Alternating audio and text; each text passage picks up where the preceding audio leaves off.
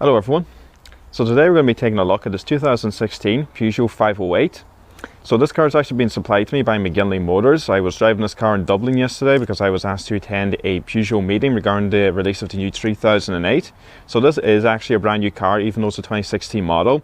It was registered last year, but the car had been sitting at the dealership and the plates weren't on it. So just a couple of days ago they put the plates on, and so I'm the first person from the dealership to properly drive this thing. So we're going to do a full in-depth review of this car as normal. We'll be taking a look at the interior and exterior. I'll explain how all the features work, and we're also going to take the car on a detailed test drive. So we have the key fob here,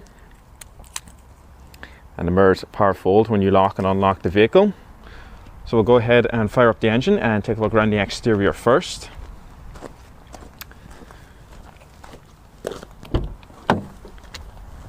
Okay, so key in normal place. And we'll just fire it up.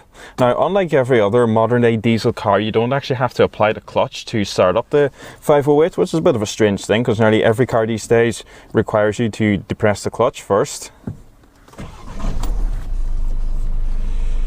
Okay, so we'll power on the hazards as well as the automatic headlights and the rear fog lamps. And we'll also power down the driver's side window. All four windows in this car are fully automatic.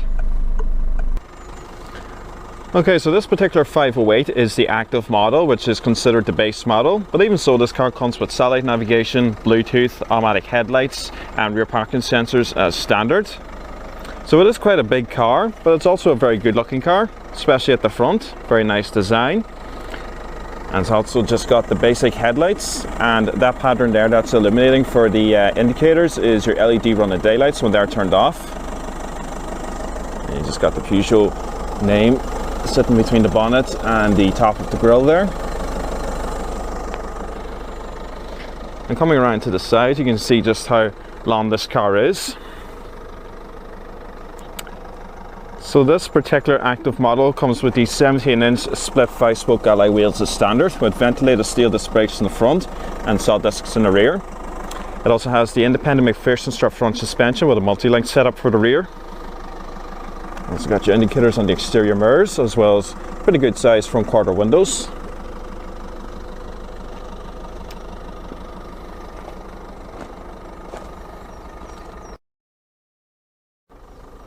So there is actually one problem with the 508. You can't release the boot of the car from the outside. There's no button on the boot lid itself or underneath the license plate like in some cars. So you have to release the boot either by pressing the button on the key fob or by pressing this button here on the dashboard. You have to hold it in, and then the boot just pops up. So the boot itself is pretty big in size, measures in at 473 litres. Lots of space back here, you can fit a lot of items. And also there's a couple of straps, so you got one located off to the left hand side here. I just put the owner's manual in there, and you got another one on the right hand side, and also you got these additional hooks. There's also one on the left hand side as well. And as you can see, the rear seats do fold in a split 60-40, so you do get a bit of additional space should you need it. There is actually one design flaw with the boot. I noticed this earlier when I was giving the car a very quick wash. With most cars, when you open the boot, this bit here is usually quite thin, and water doesn't normally drip off into the boot itself. It usually drips off down here. But in the 508, because of whatever way they designed the boot, the water drips off from here directly onto the carpet down here, and it dripped on a couple of my bags in there as well. So I think that might be just one little design flaw with this car, but just a little something I noticed.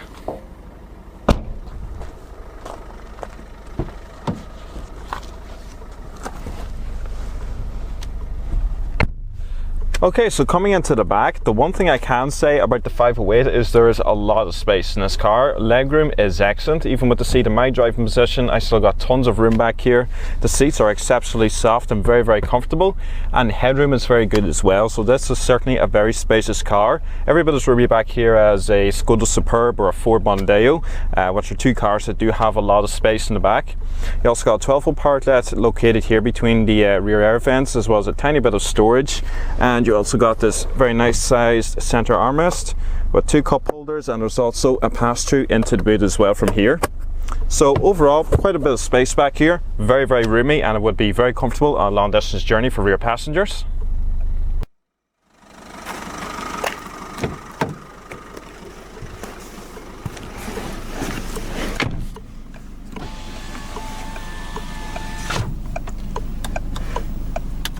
Okay, so when I picked this car up from the dealer yesterday, it only had 25 kilometers on the clock, but at the moment I have put 633 kilometers on it. So I'm going to talk about my drive to Dublin yesterday during the test drive bit of this video.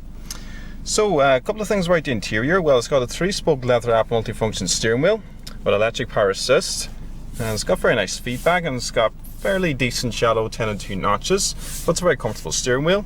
And you got all your standard multifunction media controls located on the top half for the Bluetooth and going through your soundtrack and so on. And then you got the cruise control located down here, both on left and right sides. And the gauges are pretty nice design as well. Nice silver trim going around the clocks. And you can also go through that LCD display in the center there. And you can actually go through your music as well, your truck computers and so on. And you also got a digital speedo in kilometers per hour, and you can do that just by moving this button up and down. Now there is a couple of weird things about the Peugeot 508 that I don't like. The first one, this car does have start stop and it does have traction control. Now the reason why they're not located up here is because those are your 2 cup holders. Now that's a very nice design, I do like that. However, you would expect the traction control and start stop in that case to be located over here, because there's loads of space and you even have a blank switch. If I open the door though, I'll be able to show you this a little bit better. Down here, for some incredibly weird reason, they have put the traction control and the start-stop system. Now you do get a very good storage area, but why they would put them 2 buttons down there along with the headlight level control, I don't really understand. Personally, I think it's a bit weird and a bit stupid. I think they could have easily put it up there where they're in good reach, because I think when you're driving along and you're having to fiddle down there to turn off your start stop or traction for whatever reason, I don't know, I think it's just, you know, it's not the best thing to be doing when driving. I think if they had them somewhere here in the dashboard or off to the side here where you can see them and you can easily press them, it would have made a bit more sense. But as far as the overall interior goes, you got this very nice kind of grey, I suppose it almost looks like carbon effect trim, but it's very nice glossy finish to it. It has an auto dimming interior mirror, and there's some good quality features in here. You know, the top of the dash is nice soft touch material, and the bottom half of the dash here, it's also soft touch, but it feels a little harder than the top of the dash itself. And as I said, you got your 2 cup holders there, which are a very nice design. You got all your standard radio controls. You can zoom in and out of the satellite navigation map using them buttons there. You can also press the little moon there to turn off the screen, and you can get it back just by touching it. We'll go through this screen in a moment. I just want to look at these features down here. So the car has dual zone climate control as standard. Now, as I said, this is the standard active model, so you do get quite a good amount of features on this particular car. You also got this very nice gloss black finish in the center console. You got your cigarette lighter and ashtray, 6-speed manual gearbox, and when you put it into reverse, a little map of the car comes up, and then when you come close to a wall or an object behind you, the sensors will just light up towards the back of the car there. And it has the standard handbrake lever located off to the passenger side instead of an electronic parking brake. Although I do believe in the higher spec model you get an electronic parking brake, but it's located over here. Again, another weird feature with the 508. I would have thought you could just have the handbrake lever in all versions, but apparently not. And you also got this little bit of storage here, or so you got storage underneath here, but this little rubber pad piece up here is very good for holding your phone. I had my iPhone sitting here yesterday when I was driving to Dublin, and it didn't move around at all, and it fits just fine. But this here is a shallow enough storage area. As you can see, you can just fit a couple of wee things in there. You can fit some change, probably could fit a small phone in there as well. And you also got your interior motion sensor, and again, as you can see, there's 2 blank switches there. No reason why traction control and start stop buttons couldn't be located there, but I guess that's just the Peugeot way. And you also have this very nice leather center mounted armrest, good soft touch materials, good padding in it, and it also acts as a storage area, pretty deep in size. You got auxiliary and USB in there. As you can see, I have my MP3 player plugged in, and there's also a 12-volt power outlet, and there's also a little bit of carpeting in here as well. And the seats themselves are exceptionally comfortable. On a well, a total of 6 hours worth of driving that I done yesterday. I didn't feel tired or exhausted or worn out in this car at all. The seats were very, very good and very comfortable. And they also have this weird design here where the headrest is kind of split. So a few unusual little features about this car. Okay, so coming along to the screen here, we'll just see what the sound quality is like. An image of unity ahead of the UK's unprecedented move to leave the Union. On the agenda is Europe. So it's pretty good. Fairly decent sound system. Really can't say anything bad about it. However, I must say I'm not a huge fan of this touchscreen. I have been using it quite a bit yesterday, and my take on it is it's okay but not brilliant. First off, there's just a few things I don't like about the overall layout. I think, you know, there's certain parts in certain menus that are just a bit busy and a bit complicated, I think. For example, when you have your phone Bluetoothed, you can press the web button here and you can surf the internet, but there is such a weird amount of menus. For example, this one here, you got your Peugeot connected apps, and if you touch the screen, you can look, you know, for parking spaces, fuel stations, somewhere to stay, a hotel, restaurants, and so on. And then if you press home, it goes back to that. But then you also got this arrow down here which brings you back to that, and you got this blue icon here where you can go through the internet browser and look up web addresses. Now it seems simple enough here when I demonstrate, but that's only because I've only got myself familiarized with it. But I don't know, for me it's a bit complicated. I'm not just a big fan of the overall layout of it. I much prefer the layout of Opel's IntelliLink system and Mazda's multimedia interface. Personally, I just think they're much nicer. And if we look at the navigation, yesterday going to Dublin, I used my phone, so I had my phone mounted to the windscreen there, and I just used the Google Maps satellite navigation there. This sat nav is okay, but not the best, I don't think. I was trying to look up a destination yesterday, and the satellite navigation wouldn't find it for me. And you also got this icon here. Now normally what that means is it's going to widen the map so you can see a lot more of it, but if you just look at the top of the screen, yeah, it just gets rid of that little bar, so it really is kind of useless, to be completely honest, because I'm not missing out on much on that top half of the screen there.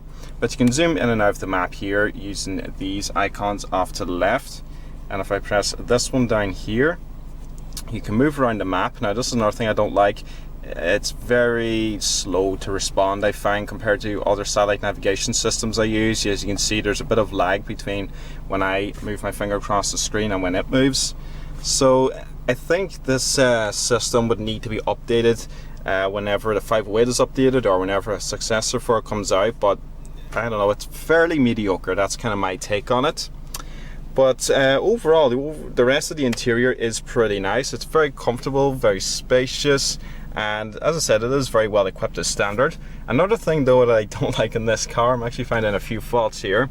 When I was on my way out to do this review, when I was pulling out of a junction down by my house, I found that the B pillar there is pretty wide. I found that when I was looking back down the road there, I had to lean forward quite a bit. Now I suppose that depends on your driving position, but I just took note of the B pillar there, and I found that it is pretty wide compared to some other cars in this class. And the bonnet release is located on the passenger side footwell. So the engine is Peugeot's 1.6 litre Blue HDI. We just got the badge located on the grille. It puts out 120 brake horsepower with a top speed of 126 miles per hour. It also puts out 221 foot-pounds of torque, and it said this car can do about 74 miles to the gallon.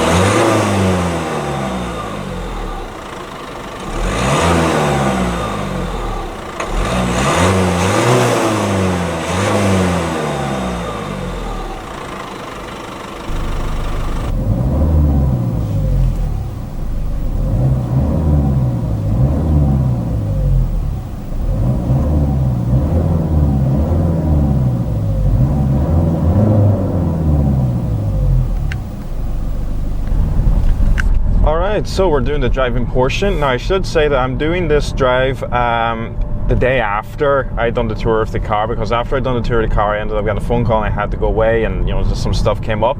Now I'm actually driving this car back to Letterkenny. It's like 9:10. this morning, and I'm just driving it back. I'm going to pick up my own car and come home.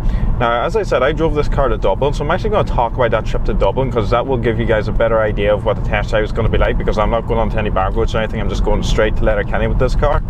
So as I said, it was a 3-hour trip down the road, and we were on a mixture of roads, so I really got a good idea of what this car was like. We were on open dual carriageways, we were on some side roads, some bumpy bits, and I have to say the Peugeot 508 is a very, very comfortable car. These seats are exceptionally comfortable. I know a lot of people have this kind of thing in their mind these days where, you know, cars with leather interior are better. You know, leather is just, I don't know, in some people's mind, the material to go for when you're speccing a car. But you know what?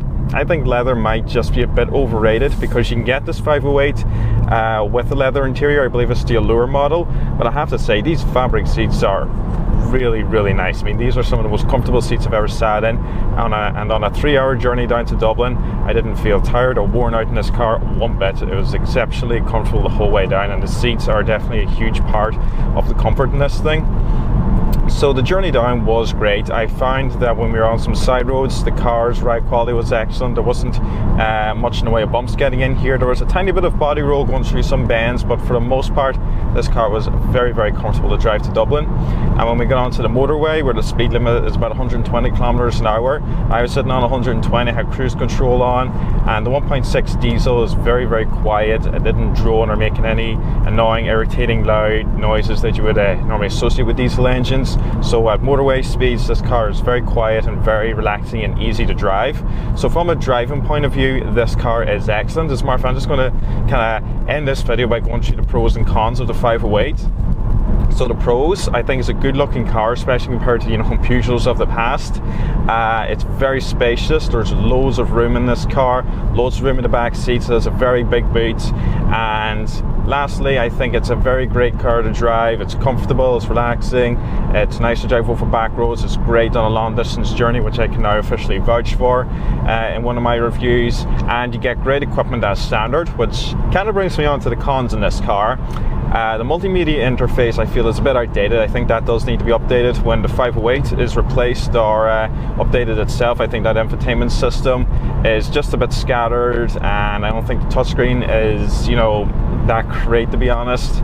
And also, I think, you know, the screen could be made just that little bit bigger. So I think the whole system just kind of needs a refresh or an update. Other cons that I mentioned, yeah, the thing down here for the start-stop system, the traction control, no idea why it's put into that separate section down there. They could have easily fit it on the dasher down here, because there is loads of room in this car for those two extra buttons, and having them down here means they're very easily accessed. Then there was the boot.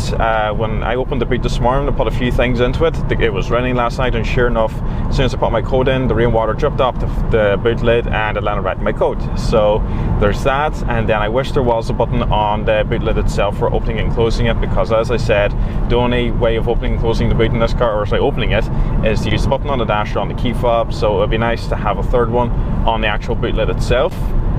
And then I think the last thing that I didn't like about this car was the B-pillar. I think it's just a bit too thick. Now, obviously, it depends on how you have the seat set up, but what I found when I was pulling out of a junction by my house, when I was looking down the road for traffic, I had to lean forward quite a bit. But overall, for the most part, I think the Peugeot 508 is a good car. I mean, this one is the standard active model, and it is very well equipped, you know, for a base model. It's very big, it's very spacious. It's as big and as spacious as a Ford Mondeo, as I've said before, and it's 30,000 euro. I mean, that's pretty good value for money. And the 1.6 diesel engine, 120 horsepower, it's pretty good, it's pretty peppy. You know, you got a good, decent amount of power from it. Obviously, a 2-litre would be better, but you know what? This 1.6 diesel returns excellent fuel economy, and the road tax is only 200 euro. And the other thing, when I picked this car up on Tuesday at McGinley Motors, I brought it down to the filling station and I filled the tank with diesel. And since my trip to Dublin and my trip on the way back now, I'm only on half a tank. I've only used half a tank in the time I've been driving this, and it's been driven quite a lot. I mean, I've got over 670 kilometers on it, and we're only on half a tank of diesel. I mean, this car could do another trip to Dublin and back on its existing fuel no problem whatsoever. So I have a lot of good things to say about the 508. The negatives that I mentioned, they're just kind of little niggles. I mean, you could really forgive them. They're not going to annoy you too much on a daily basis, but I think if Peugeot irons them out when they go to succeed this car, it will be pretty much perfect. So guys, that's my summary of the Peugeot 508. Very good car, very little wrong with it as it turns out. So I hope you guys enjoyed this review, and I'll see you again next time.